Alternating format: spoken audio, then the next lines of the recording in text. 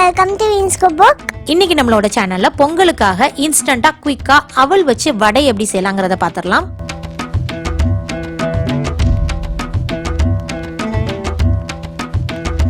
இந்த வடை செய்யறதுக்கு அவல ரொம்ப நேரம் ஊற வைக்க தேவையில்லை.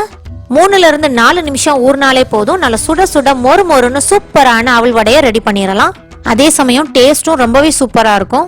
இந்த ரெசிபிக்கு தேவையான இன்கிரிடியன்ஸ் எல்லாம் நான் டிஸ்கிரிப்ஷன் பாக்ஸ்லயும் கொடுத்துருக்கேன். உங்களுக்கு தேவைப்பட்டா செக் பண்ணிக்கோங்க. இப்போ எப்படி செய்யலாங்கிறத பாத்திரலாம். இந்த இன்ஸ்டன்ட் வடை செய்யறதுக்கு நான் இன்னைக்கு 2 கப் வெள்ளை நைஸ் அவல் எடுத்திருக்கிறேன். அதாவது பேப்பர் அவல் எடுத்திருக்கிறேன். சிவப்பு அவல்ல கூட இந்த வடை செய்யலாம், அதுவும் டேஸ்டா தான் இருக்கும். எடுத்திருந்த 2 கப் அவல்ல 2 கப் தண்ணி ஊத்தி 2ல இருந்து 3 நிமிஷம் ஊற வைக்கணும். அதாவது அவல் மூழ்கிற அளவுக்கு தண்ணி ஊத்தி ஊற வைக்கணும். நைஸ் அவலுங்கிறதுனால ஒரு 3 நிமிஷம் ஊறினா மட்டும் போதும். கெட்டி அவல் யூஸ் பண்ணீங்கன்னா 10ல இருந்து 15 நிமிஷம் ஊற வைக்கணும். 4 நிமிஷத்துக்கு அப்புறமா அவல் தண்ணி எல்லாம் நல்லா உறிஞ்சு சாஃப்ட் ஆயிடுச்சு. அவல்ல எக்ஸஸா தண்ணி நிறைய இருக்கக்கூடாது, அதனால கையால இந்த மாதிரி பிழிஞ்சு எடுத்துக்கணும். அவல் நல்லா தண்ணியா இருந்ததுன்னா ஃப்ரை பண்ணும்போது எண்ணெய் நல்லா குடிக்கும். அதனால அவல்ல தண்ணி எதுவும் இல்லாம இந்த மாதிரி பிழிஞ்சு எடுத்துக்கணும். இந்த அவலோட சின்ன சின்னதா கட் பண்ணி வச்சிருந்த ஒரு மீடியம் சைஸ் ஆனியன், சின்ன சின்னதா கட் பண்ணி வச்சிருந்த 1 டேபிள் ஸ்பூன் இஞ்சி, 2ல இருந்து 3 பச்சை மிளகாய், அதோட வாசனைக்காக சின்ன சின்னதா கட் பண்ணி வச்சிருந்த 1 டேபிள் ஸ்பூன் கறிவேப்பிலை, 1 டேபிள் ஸ்பூன் கொத்தமல்லி தலையும் இதோட சேர்த்துக்கணும். கூடவே 1 டீஸ்பூன் ஜீரகம், 3 டேபிள் ஸ்பூன் அரிசி மாவு. அரிசி மாவு சேர்த்துக்கிட்டீங்கன்னா வடை நல்ல மொறு மொறுன்னு கிறிஸ்பியா வரும். 1/2 டேபிள் ஸ்பூன் மிளகாய் பொடி. லாஸ்டா இந்த வடைக்கு தேவையான அளவு உப்பு கிட்டத்தட்ட 1 டீஸ்பூன்ல இருந்து 1.5 டீஸ்பூன் உப்பு வரை சேர்த்துக்கலாம். இதெல்லாம் சேர்த்துட்டு நல்லா மிக்ஸ் பண்ணிக்கணும்.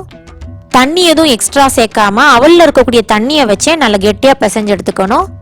ஓரளவு எல்லா இன்கிரீடியன்ஸும் நல்லா மிக்ஸ் ஆனதும் இதோட 1 டேபிள் ஸ்பூன் கெட்டியான தயிர் சேர்த்துக்கணும். தயிருக்கு பதிலா 1 டேபிள் ஸ்பூன் தண்ணி கூட சேர்த்துக்கலாம். ஆனா தயிர் சேர்த்துக்கிட்டீங்கன்னா வடை நல்லா சூப்பரா இருக்கும். எக்ஸ்ட்ராவா தண்ணி எதுவும் சேர்க்காம மெதுவடை பதத்துக்கு இந்த மாதிரி மிக்ஸ் பண்ணி எடுத்துக்கணும்.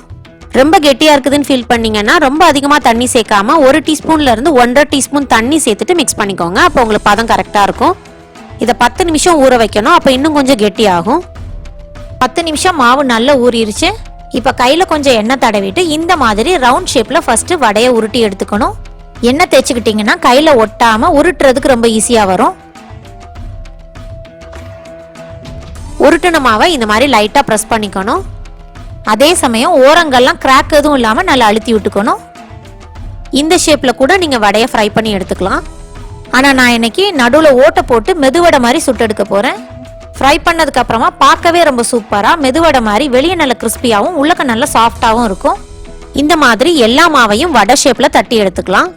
வடை சுடுறதுக்கு ஒரு பேன்ல ஆயில் ஊத்தி மீடியம் ஃப்ளேம்ல நல்லா சூடு பண்ணிக்கணும். எண்ணெய் நல்லா சூடானதும் தட்டி வச்சிருந்த வடையை சேர்த்துட்டு ஃப்ரை பண்ணி எடுத்துக்கணும். வடையை எண்ணெயில போட்ட உடனேயே ஸ்பூனால மாத்தி போடக்கூடாது. வடையை மாத்தி போட்டதுக்கு அப்புறமா மீடியம் டு லோ ஃப்ளேம்ல ஃப்ரை பண்ணி எடுத்துக்கணும். வடை நல்லா கோல்டன் ப்ரௌன் ஆகுறது வரைக்கும் ஃப்ரை பண்ணிக்கணும். அரிசி மாவு சேர்த்துருக்கிறதுனால வடை நல்ல மொறு மொறுன்னு இருக்கும். அவல் வடை பார்க்கவே ரொம்ப சூப்பரா மெதுவடை மாதிரி வந்திருக்கு.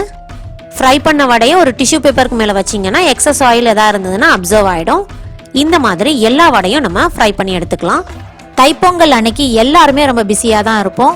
அதனால உளுந்த ஊற வச்சு அரைச்சு வடை சுடுறதுக்கு பதிலா இந்த மாதிரி இன்ஸ்டன்டா ரொம்ப கிறிஸ்பியா அதே சமயம் ரொம்ப டேஸ்டியான அவல் வடையை ட்ரை பண்ணி பாருங்க. ரொம்ப ஈஸியாவே செஞ்சிடலாம். அதே சமயம் வடையும் மெதுவடை மாதிரி வெளியே நல்ல கிறிஸ்பியாவும் உள்ளக்க நல்ல சாஃப்டாவும் இருக்கும். டேஸ்டும் ரொம்பவே சூப்பரா இருக்கும். இந்த சூப்பரான இன்ஸ்டன்ட் வடையை நீங்க இந்த பொங்கலுக்கு ட்ரை பண்ணி பாருங்க. ட்ரை பண்ணி பார்த்துட்டு எப்படி வந்ததுன்னு எனக்கு கமெண்ட் செக்ஷன்ல எழுதுங்க. உங்களுக்கு இந்த ரெசிபி பிடிச்சிருந்ததுன்னா மறக்காம இந்த ரெசிபிக்கு ஒரு லைக் கொடுங்க. அதோட என்னுடைய சேனலை நீங்க சப்ஸ்கிரைப் பண்ணலாம்னா மறக்காம சப்ஸ்கிரைபும் பண்ணிருங்க. இன்னொரு இன்ட்ரெஸ்டிங்கான ரெசிபியோடு சந்திக்கலாம். Bye bye. Have a nice day.